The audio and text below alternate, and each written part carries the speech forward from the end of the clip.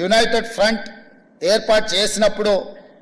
జైపాల్ రెడ్డి గారితో పాటు సీతారాం ఏచూరి గారు అత్యంత కీలకమైన పాత్ర పోషించి జాతీయ రాజకీయాలలో ప్రజల పక్షాన నిలబడాలని ఆలోచన చేసినప్పుడు వారు బాధ్యతాయుతమైన బాధ్యతను నెరవేర్చి ఇదే కాదు 2004లో UPA 1 UPA 2 Congress party communist ఇతర రాజకీయ పార్టీలను కలుపుకొని యూపీఏ 1 యూపీఏ 2 ప్రభుత్వాలను ఏర్పాటు చేసి ఫుడ్ సెక్యూరిటీ బిల్ కావచ్చు, రైట్ టు ఎడ్యుకేషన్ యాక్ట్ కావచ్చు, రైట్ టు ఇన్ఫర్మేషన్ యాక్ట్ కావచ్చు, ఉపాధి హామీ పథకం కావచ్చు,